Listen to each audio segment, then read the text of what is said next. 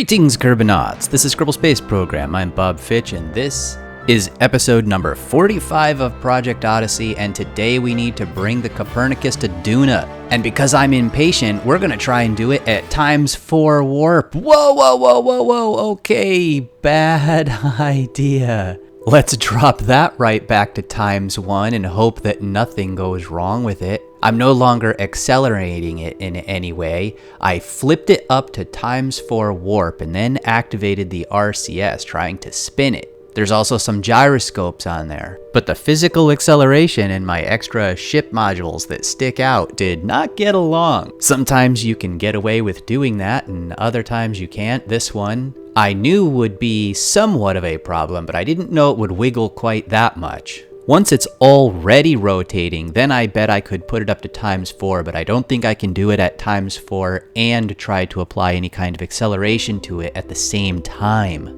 Well, I don't know if those struts just broke, or if there was that problem I've seen sometimes where I will reload a ship and struts that I have previously attached using Kerbal Attachment System are no longer attached. That used to happen to me even back in Project Gateway. But one way or the other, Valentina needs to go out and fix the struts. We've done this once before, so she knows exactly what to do. Go out there, grab onto a strut, drag it over, pull out her handy space socket wrench kit, and get to work. While Valentina's outside, the rest are in the Kopernicus, of course. Bob is monitoring her progress out there, and so is Neil at the medical station. Jebediah is running the ship through a bunch of diagnostics, while Kessler and Joseph can't be dragged out of the science lab for now. They have a lot of data that they're going over. The Kopernicus had gathered a whole bunch of anomaly telemetry before they arrived, so there's plenty for them to do, and when they're not working on the science, they take a break to play one of the board games that was brought up. So as we're almost done here and about to depart Kerbin orbit, I need to explain how this is going to work. We have the inner habitation module that spins, but the whole ship is designed to spin once they get started. There are 3 retractable engines mounted at equidistant points around the outside modules that are on rotators. Those engines will be opened up and started and rotated to the proper direction to create a spin when the main engines fire up, and they can be turned on and off as necessary to create just the right amount of spin. This will both spin stabilize the Kopernicus for its trip, but it will also generate artificial gravity for the entire rest of the ship so that not just the inner ring will be under gravity. And there it goes. The nuclear engines are running. The spin stabilizing radial engines are running. We will toggle those on and off, just like I said, to generate just the right amount of rotation. Get it spinning up nice and fast, but not too fast. And get ourselves on the way. This is it. We are going. Now, just between you and me, don't tell anybody else, but I had originally put those engines on those rotators to spin the Kopernicus because I had this idea that it was going to be unstable once we went to full power. Well, as it turned out in some testing, it didn't matter whether I was full power or not. It was actually quite stable. It stayed exactly where I wanted it to be. In fact, when I turn the SAS on, it wants to naturally stop the rotation. And every now and then I need to toggle those engines back on, because if I activate the SAS and it slows down, then I have to do the engines to make it spin back up again. So instead of needing it for both the stabilization and the story element of claiming that we had artificial gravity, it turned out I really only needed it for the story. Well, there we go. The burn to leave Kerbin is just about complete. We're about to intercept with Duna. I will scroll in to get a good look at Duna and the trajectory that we're going to have as we pass by, the one that we're going to want to capture once we get there, and see that the line is moving in and out, and that's because we're still kind of jiggling with the Kopernicus. I give the engines the tiniest bit of thrust and it throws that line all all over the place still. The wiggling and the rotation is making it fairly impossible to get a good, accurate trajectory for now. So we will wait until we get closer. We'll make another burn as we're really close. It won't cost much in the way of fuel, but it'll mean that we can refine our trajectory and make it much more accurate. During the burn, I had all the icons turned off to make it easier to see, but now here they are, they're all turned on, and you can see several vehicles are exiting right now. We have one of our base modules, a ship, and I've marked the Kopernicus as a space station, so it'll be easier to pick out when it's in orbit. It'll be traveling with a whole bunch of other ships, and it'll be the only one marked as the space station, so that'll make it quite easy. And now we will just fast forward a little bit and watch as the moon passes by the trajectory of the 3 exiting ships. And after that, we can go out and check on all the orbits that are leaving Kerbin. I'm not sure if you'll be able to count them right here. I may not even have all the icons turned on at the moment. I can't remember, but there are 16 ships heading for Duna.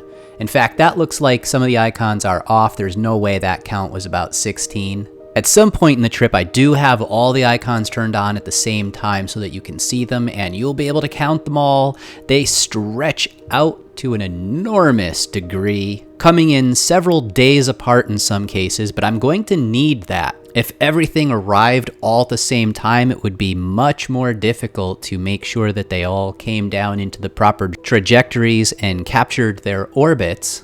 And speaking of orbits, that's what we have to do now. One by one, every single module of the 16, after it got going a little ways down toward Duna, had to be switched over to and adjusted to make its trajectory go as close to Duna as possible. This was in part because I wasn't sure if I was going to have enough fuel in every single ship, although later we will see that there really is plenty. In fact, in some cases there's way over what I needed, so much so that I could probably go back to Kerbin and back here again, all on the fuel that was brought in that. So one by one, that's what you're seeing here. You're seeing an adjustment, and then it flips up to the next scene where we look at the adjustment for a different ship, one after the other. I'm not too worried about where they're coming down as long as they're in a somewhat inclined orbit. As long as they're inclined, they will eventually pass over the landing site, whatever that happens to be. We haven't really picked out exactly where they're coming down yet. The airlock will be the first module that goes down to the ground, and it doesn't have any wheels, so wherever it lands, that's where the base is going to go, and then everything else will land on wheels somewhat nearby the airlock,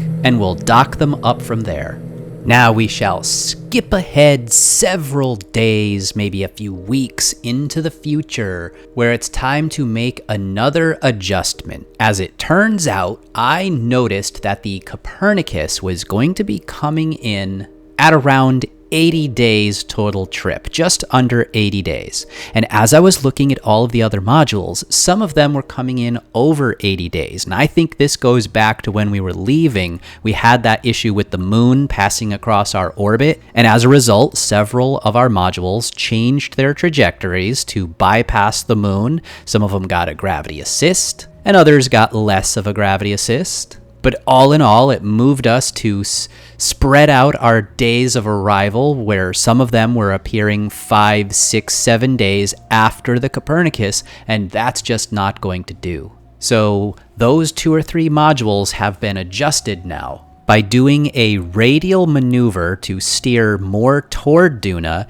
and then a retrograde burn to account for the fact that that would be sending us past Duna too fast otherwise. We have been able to adjust to make it come in at exactly where we want it to be, but several days sooner. So now they're coming in the 75-day range instead of 80. And that will mean that all except one of the modules will be arriving before the Kopernicus, which is exactly what we need to be landing them and setting up the base early. Now, just a moment ago, I had focused in on a different ship as I was waiting for time to pass at high warp speed here, when all of a sudden it popped up that the Kopernicus was running out of water. So I've had to switch over to focus on the Kopernicus now to make sure that the recyclers can stay working, because as you know from previous episodes, We know that when we are not focused on that ship, it can drain the water and the oxygen and all that, not knowing that there are recyclers, and we have to focus back on it to get the recyclers to catch up again. So now it is time to make a final adjustment to our trajectories to make sure that all of our modules are coming in just barely over the surface, while at the same time making sure that we have those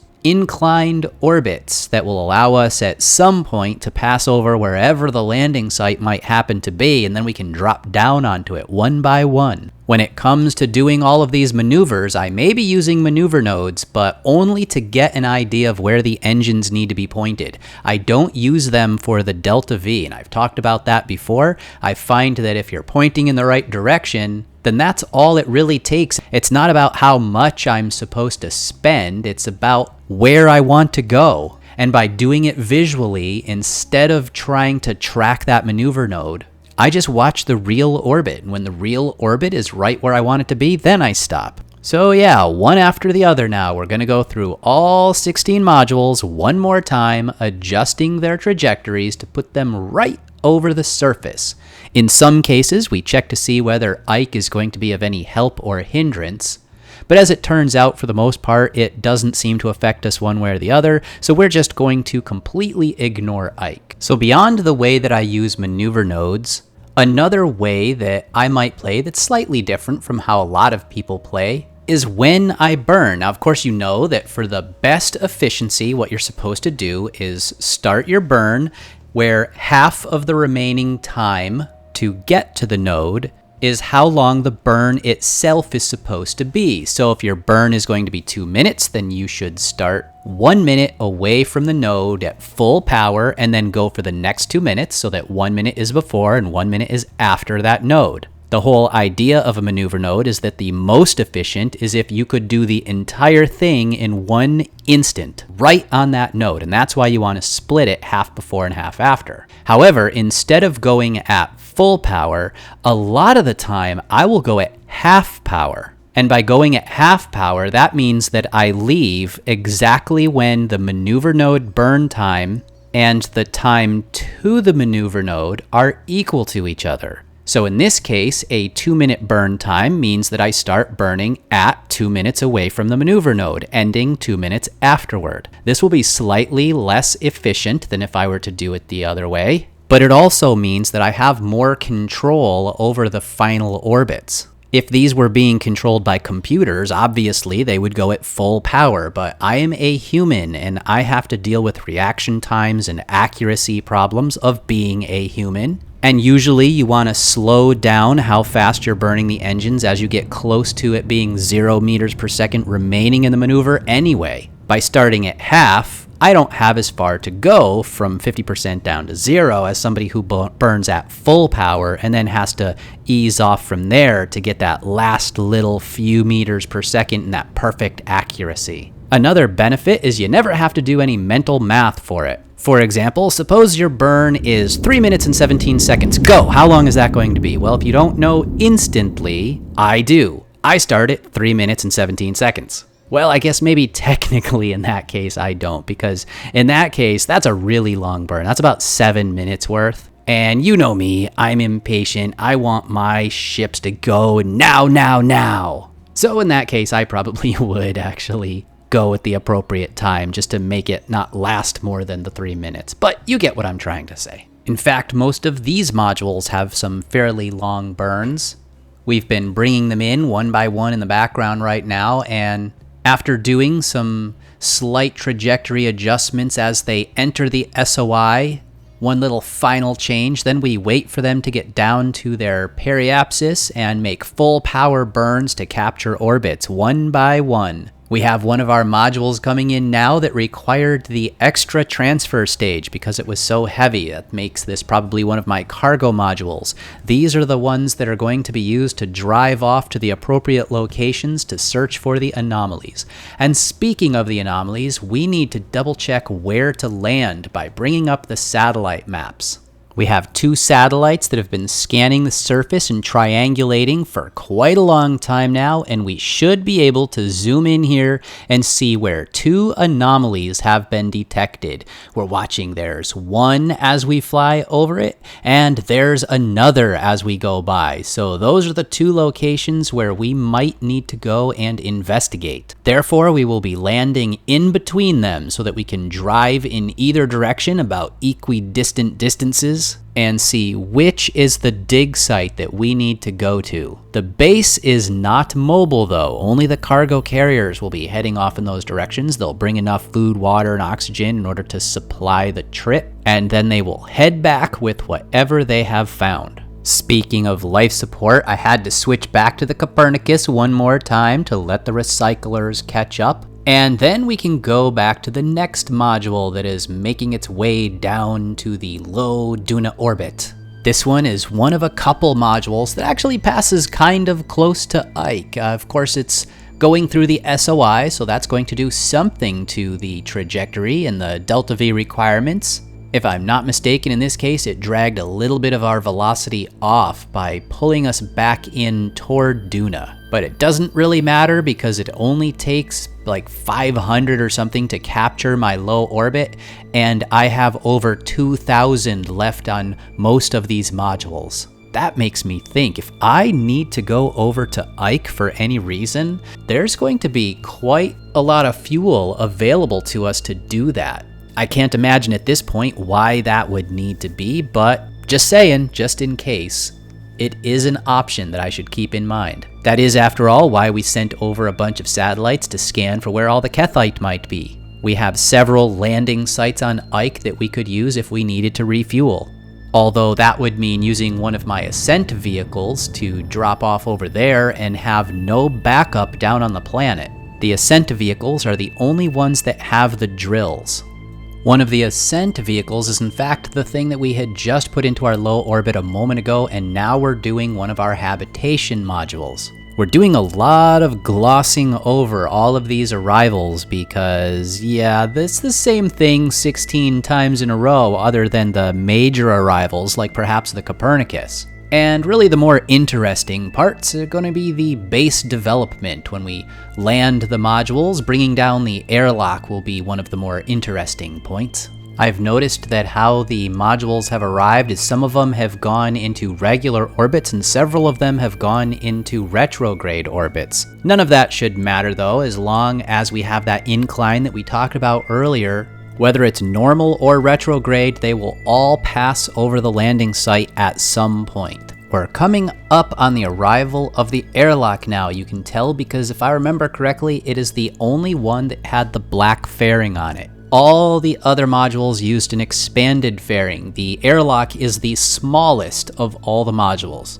Once this one gets into its low orbit, we're just going to go ahead and land it at the proper landing site. All the others have gone into the low orbits waiting for the airlock to get here. But once this is here, there is no more waiting. It'll be time to set that base up. So here's the retro burn. We'll put ourselves down into the low orbit, and following that, look out at the map to try and find the right spot where a nice big field of Kethite is waiting for us. But at the same time, like we talked about earlier, we need it to be equidistant right in between the 2 anomaly locations so that we can go to either one of them. Since there's a lot of fuel left in this module, I'm going to use it to do a maneuver that will put us right immediately on a trajectory to the proper landing site as that landing site is rotating around into the sun. So essentially it's going to be morning where we're coming down. And since this was such a small module with a large fuel tank, we're going to have so much fuel left over that what we'll do is, after moving ourselves into the right orbit,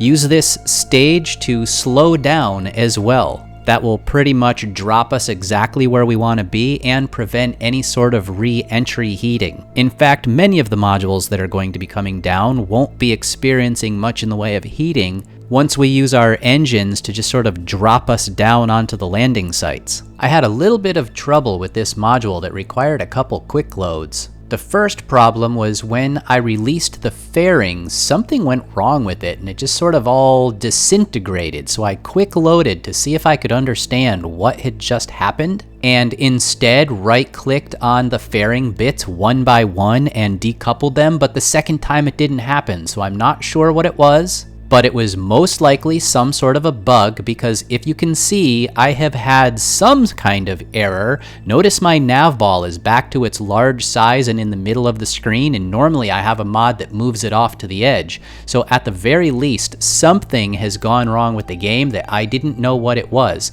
Reloading the game entirely was required to fix it. And that's what happened with the second one, because as my craft passed a certain altitude line, the game just closed right back to Windows with no error message at all. So I had to restart the game completely. Well, we are very close to landing now. I need to arm the parachutes, because when I was first making some of my modules, I didn't realize that the parachutes were not auto-arming. I went back later and I fixed the parachute part itself so that by default it auto arms, but some of the modules had already been made, and on those I need to double check and make sure that the parachutes are armed. I also brought in the solar panels and the communication dish just to make sure that any kind of atmospheric disturbances don't rip them off and send them up into the chutes and tear them up or anything like that. And as we get closer to the ground, I'm going to use the engines like we discussed earlier to slow myself even more before we finally go out there and right-click on those fairing bits one by one to just decouple those and let them float off into the Duna air. They seem to like to spin a lot as they go away, and they're not really doing a lot of falling. I think they're getting caught by the air and lifted back up again, sort of gracefully gliding around our craft like feathers on the wind. There's not a lot of atmosphere right here. And so to compensate for that, we have about the biggest parachutes you can possibly imagine. But even with those, we'll be coming down kind of quick, so this module was made very strong, since it is not landing on any legs or wheels.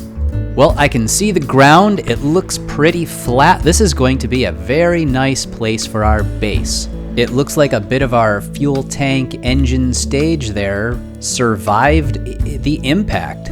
I guess if we need any spare parts for repairs, maybe we should go over and check out that location. Well, the airlock is on the ground, safe and sound, so I guess that's going to do it for now. Until next time, I will see you later, Kerbinauts.